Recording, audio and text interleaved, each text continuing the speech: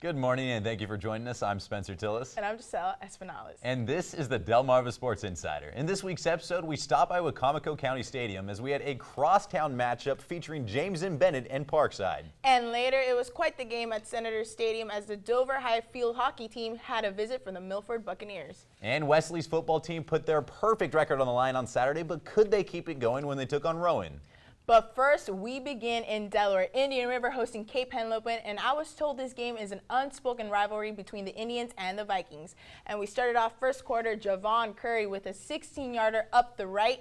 Vikings went for two and were on the board first, 8-0. But the Indians respond with this guy right here, Kaywan Major, going for the 29-yard touchdown. Look at that spin move. Extra point was good, and this is still anybody's game as the Indians also on the board, score 8-7. But the Vikings look unstoppable. They defeated the Indians 43-7. Cape Henlopen has outscored their opponents 131-7 this season. Spencer. Wow. Seriously. Touchdown after touchdown. I could barely keep up. I mean, I jumped on the Vikings bandwagon last week. This team made a huge statement on Friday night, and I said it here. They are the team to beat this season. They are still undefeated. They made plays on both sides of the ball. Indian River was a bit sloppy. You know, a couple of the fumbles they had, the Vikings scored on. But the Vikings, jumping ship, I'm there. I'm right there with you. I mean, I wasn't sold either. I mean, their first two wins, yes, they were 2-0, but it came against competition that I didn't really look too highly upon, and you know they had posted shutouts above those. After this game, they've only given up 7 points defensively the entire season so far, scoring over 120 points themselves. I mean, they are dominant on both sides of the ball. They might be the best team in that conference right now. At least today, they look on paper that they clearly are head and shoulders above everybody else. But in Coach Steele, I still believe. I think the Indians still got it. Yeah, they still got a chance to bounce back next week. Well, Woodbridge, they were back in action on Friday, looking to keep their hot start to the season going when they took on Wilmington Friends School. Wilmington was driving here early on. Justin Bennett finds Scott Davis from 65 yards out. Not a bad showing there from the defense, just apparently not much tackling going on. But Logan Westcott, you've heard me talk about this guy before. I mean, he did his best Logan Westcott impersonation again. Finds Garrett Temple. He heads into the end zone, going to halftime, but the Quakers, they just kept coming in the second half. Not enough answers on defense for the Blue Raiders. Woodbridge ends up taking the loss in this one, 24-20. Oh, man. So I picked Woodbridge to win this one, and I do it pretty much because of Westcott. I mean, I've been saying for a long time now, this guy is one of the best players in the entire conference. He does it all for that team, but the problem is they maybe rely on him a little bit too much. I feel like there's not enough pieces around him and other guys contributing. He's starting to kind of push, I think, a little too much. He needs to start backing down, let some of his other teammates start picking things up because this could have been a very big win for him. Unfortunately, it's pretty much a disappointing loss. See, I still think Woodbridge is a team to watch out for because of Westcott. You know, they were able to fight till the very end, and the Quakers, you know, like their name, kind of shook things up. And maybe this week going into practice, the Blue Raiders will be able to learn from their mistakes, and Spencer hopefully be able to move it on.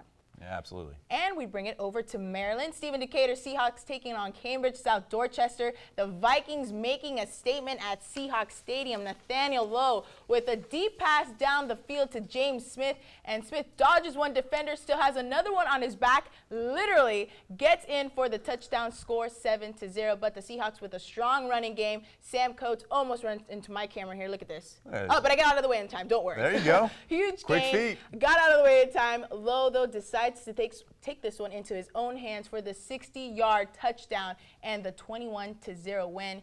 We've said this before, defense wins game, and we say it all the time, and Cambridge South Dorchester has proven it over and over again. That's why they are undefeated. Both teams were able to stop the run, but the Vikings just pushed the Seahawks around and were able to secure this win. Imori Wangus blocked Decatur's punt, and Jaquil Human recovered for a touchdown. Full team effort, Spencer. Yeah, absolutely. You say defense win games. Well, unfortunately, we haven't said that much for Seahawks so far this year. They playing a little one-sided on that side of the ball. It's not really working out for them. The fact is, kind of moving forward, we've said it, and I feel like I'm repeating myself every week. Justin Meekins is a stud, not enough pieces around him. Like, he is doing a lot for that team, putting his team in opportunities to win, just not getting the support at running back, wide receiver, wherever you look. It seems they're coming up just a little bit short.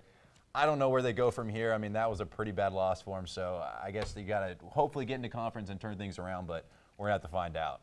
Well, yesterday we had a couple good matchups here in Waihi. It was taking on Kent Island. They'd be tied at zeros after one, but the scoring heated up in the second. Mike Quinn gives the Bucks the lead here as he punches that one in from 7 yards out. 2 possessions later, Kent Island was back at it. This time, Zach Smith finds Mike Quinn for the score. That made it 21-0 Bucks with 30 seconds left. And you thought they'd go to half with that, but the Indians muffed the kickoff, and then this would happen. Smith finds Quinn one more time, make it 28-0. Just a heartbreaking move and momentum right there.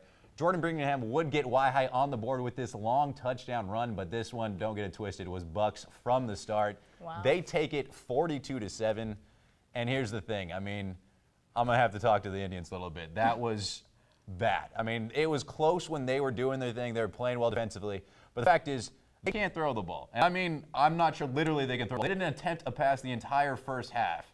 And then the fact is, on the other side of the ball, defensively, they were keeping the Bucks in check until they started making some just boneheaded mistakes. They had so many personal fouls in this thing. They continued to give Kent Island first downs, and it was just not very disciplined. They need to fix that moving forward. I mean, I agree. Discipline, discipline, discipline. I mean, Y-High knew coming into this game they were going to be facing one of the best teams. Flags, it's time to hit the film room hard and practice even harder. And it's not going to get any easier for them because next on their schedule is Cambridge South Dorchester. And like we said earlier, that team is still undefeated. Yeah, absolutely. That's definitely not going to be an easy game for them. And it's been quite the week, and we are just getting started. Tweet us your thoughts by going on our Twitter page at 47ABC Sports or leaving a comment on our 47ABC Sports Facebook page. And coming up after the break, Seaford was back home on Friday, but could the Blue Jays make it 2 straight wins? We'll find out next in sports.